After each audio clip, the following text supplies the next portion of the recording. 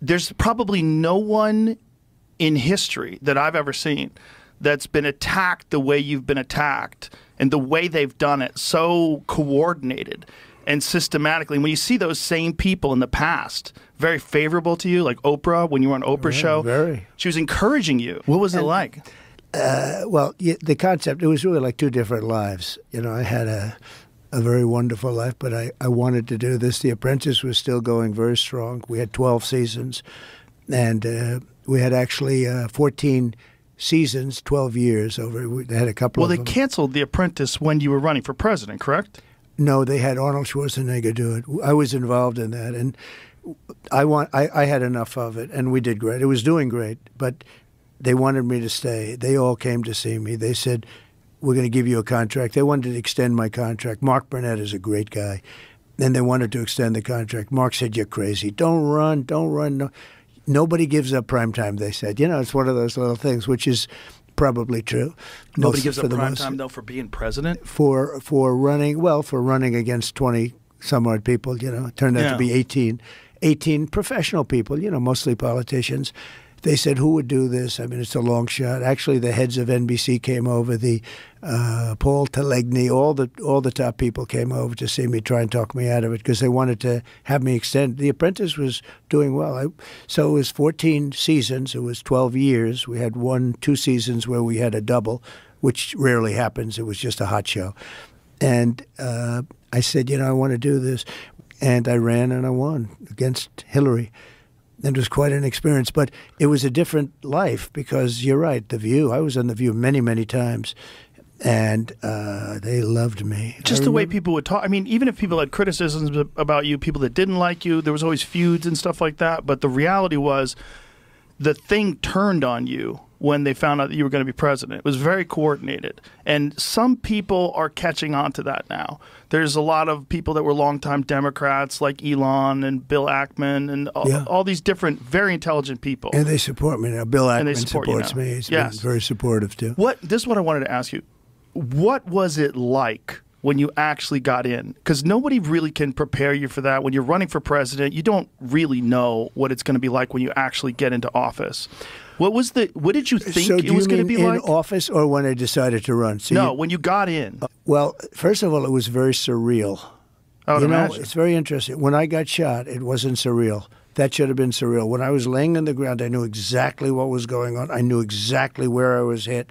They were saying you were hit all over the place because there was so much blood from the ear. You would know that better than anyone. When they get the ear torn up. Ears bleed a lot, they bleed. Anyway, I was thinking the other day, when that happened, I really knew where I was. I knew exactly what happened. I said I wasn't hit anywhere else. With the presidency, it was a very surreal experience, okay? Like, what's day one like?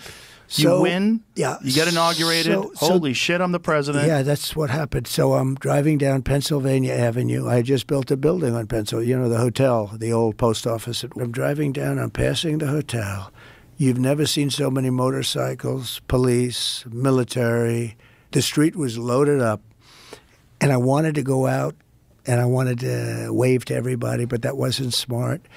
You know, the kid's a little bit dangerous, right? I mean, when you watch like Kennedy and some others, right? But I really felt, I don't know, the love was so crazy. And so I did get out of the car for a brief, you know, just for a very short walk. I thought it was very important to do. And Melania got out with a beautiful dress on that became sort of a staple. It was, people loved it. And Barron, and we're walking down the street. We get to the White House, and now it's a little bit before dark, beautiful. And we went up to the president's quarters. They call them the presidential quarters. And I'm standing in this beautiful hallway. You know, it's funny. Nobody ever talks about the White House as being beautiful inside. You know, you think it's going to be, everything's going to be all metal doors and stuff. It's not. It's so beautiful. The hallway is like 25 feet wide. The ceiling heights are, you know, it's so beautiful. But I was standing there, and I said to the guys, I want to see the Lincoln bedroom. I had never seen the Lincoln bedroom. I'd heard about the Lincoln bedroom. And I was standing with my wife. I said, do you believe it? This is the Lincoln bedroom. I mean, it was like, it was amazing. Because It's, look, if you love the country, but here you're, the Lincoln bedroom. And the bed, he was very tall. He was 6'6", which then would be like Barron. Right. Would be like Barron Trump. He's 6'9". But 6'6", he was very tall. Then on top of that, he wore that. Yeah, there it is. It's a long bed, elongated bed. And because people were shorter than you see some of the chairs are very, very low to the ground, actually. And I'm looking, and I just looked around. I said, do you believe this? Because I was never first of all, even if you were a politician, but I was never a politician. I sort of just started, right? Right. And all of a sudden I'm standing in the White House. And it was very, very surreal. That room was so beautiful to me. So here I am standing there, and again, I had never really done this before. I ran a number of months before I won. I probably, I guess if you max it out, it would be a year, something like that. So I had never run for office. And I did well. I mean, I went into debates. We had 18 people, including me, and then slowly but surely they started to disappear. We had debates, good debates. Everyone's aware of all this stuff. But what I want to get to is, what was the experience once you got inside? It was just what did you think it was going to be like in terms of your ability to govern? Yeah. This is your first experience governing anything. You've never been a governor. You've never been a mayor. Yeah, right. Private stuff. Business. Yeah. But now all of a sudden you're inside the White House. The biggest thing was just that first moment of being in this hallowed. It was really a hallowed place to me. It was surreal. It was beyond. To me, that was the experience. It was a surreal experience. And then, with time, that wears off. With time, it becomes, your place where you stay. And right. I was doing a lot of. I had two things that I really focused on: governing the country and survival. Because from the moment I won, before I got to office, all of a sudden, they came down. I mean, nobody has ever been treated that way. And you see that. I mean, you see where in the Washington Post very early on they said, well, now the impeachment stuff starts. And it did. I mean, it literally started from the beginning. So I had survival and run the nation. I had a combination. Most people don't have the survival. They get in. What did you expect, though, in terms of, once you got inside, you had to appoint all these people? Yeah. How many appointments did you have to make? Well, you have actually 10,000 appointments. Now, they're different. You have big ones, and then they appoint 100 people and 200 people. But the president really is involved with approximately 10,000 appointments. So you'll appoint a Secretary of State, and he or she will appoint a lot of people. So it's a lot. But in terms of major ones, you probably have 100, but they're big ones. Treasury, State, military. And how did you know who to appoint? Well, I didn't. I had no experience. You have to understand. Joe. So I was there 17 times in Washington, and I never stayed over. According to the press, which I think is probably right, over the years, I was only there 17 times. I never stayed over. So now I'm sitting there, I'm saying, this place is gorgeous, but, I don't know anybody. It's like you go to certain areas, and other areas, they may be great. Washington was great. Washington's not so great right now. We got to fix it. We got to make it better. A very dangerous place, very badly maintained place. We're going to make it great. We're going to make it better. We're going to bring it back. But I wasn't a Washington guy. I was a New York guy.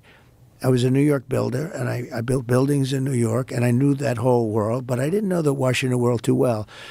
And all of a sudden, you're supposed to be appointing top people. So, what did you think it was going to be like? Versus, did you have any ideas of what it was going to be like, and what was different? Well, I was always involved in politics, but usually from the standpoint of a donor. I was a donor. I was a big donor. I gave money to politicians. I enjoyed politics. Mostly Democrats, right? Both, really, pretty much both. I have actually pictures of Ronald Reagan and me when I was very young. You were a Democrat until what year? I was a Democrat the early 90s. I switched over eventually. Actually, they had a reform party. I was thinking about doing that for a little while, but then fortunately I didn't because it's very hard. It's a two-party system. And anytime you hear third party, I know you like RFK Jr., and so do I. He's a fantastic guy. I do, but I thought that being an independent was nonsense. It doesn't work. It doesn't work because even if you do great, you're not going to get Congress. In other words, you need now to say, okay, now I'll get half of Congress that's never going to vote for you. So it was really somebody that not only was new to Washington, but was new to politics. So in the office of the presidency, over the years, all those presidents, you've had 92% were politicians and 8% were generals. General Eisenhower, General Washington, right? General George Washington. You had generals. So they never had a business guy, or they never had a guy that wasn't elected to an office. They were all like Ronald Reagan he was a movie actor, but he became the governor of California for, I think, 2 terms, and then he ran. So you'd never had a thing like this. But in terms of me, and sometimes I'd use it as an excuse, and I don't like having excuses actually, but I'd use it as an excuse. I had to rely on people that I respected or liked, but that I didn't know that well because I didn't know them that well. Some of those people I campaigned against because, when you have 18 people, we had mostly politicians running in the election, running in the primaries. And they got knocked out one by one, but I got to like some of them. Some of them I didn't like at all, and I don't like them now. And I'd rely on them, and I'd rely on other people. So all of a sudden, people would come in, I'd like to recommend so-and-so to be Secretary of State, and I'd have 3, 4 people recommend. One thing I can tell you, Joe, everybody wants the position. Of course. No, but sometimes I'll hear, a lot of people don't want to work with Trump because Trump is tough to work with, et cetera. Let me tell you. Everybody wants to be any one of these positions. They die for it. Of course. Now, they don't want to be known. I mean, there's a particular guy in New York, primarily, very big, very successful, very strong, very political, although he's not a politician. He'd give anything to be Secretary of State. But if they ask him, no, I don't think I would do it. But in the meantime, begging for it, begging. They all, I believe you. Everybody wants it. But what I wanted to get to. By the way, no matter what you do, but it's very dangerous to pick somebody outside of a politician because a politician's been basically vetted for years. Right. You pick a business guy, and they've never been vetted at all, and they're the head of a big company or something, but they've never been vetted. You know nothing about his personal life. You know nothing about where he's been. When you put him in, it's a little bit dangerous because all of a sudden they get checked up and you hear things that you're saying, wow, this is not going to work out too well. So it's very dangerous. Picking people that are outside of politics is somewhat dangerous. So you're kind of stuck in a position where you have to pick established people. And then the problem with established people is established people are already indoctrinated into the system. And they're stiffs in many cases. Stiffs. They're survivors. Good way for non-exceptional people to survive. Well, it is. Yeah. I mean, it certainly is. So you're in there. You have 10,000 appointments you have to make. So you're getting advice from people. And at one point in time, did you have a moment in time where you realized these are bad choices? Like some of these people I shouldn't have had in there. Oh yeah, I think so. I always come up with the same answer. If the one mistake, because I had a lot of success, great economy, great everything. Everything was great. The military, we rebuilt it, biggest tax cuts in history, all this stuff. We had a great presidency. 3 Supreme Court justices. Most people get none. You pick them young. This way they're there for 50 years, right? So, even if a president is there for 8 years, oftentimes they never have a chance. I had 3. It was sort of the luck of the draw. But I will say that it always comes back to the same answer. The biggest mistake I made was I picked some people. I picked some great people, but I picked some people that I shouldn't have picked. I picked a few people that I shouldn't have picked.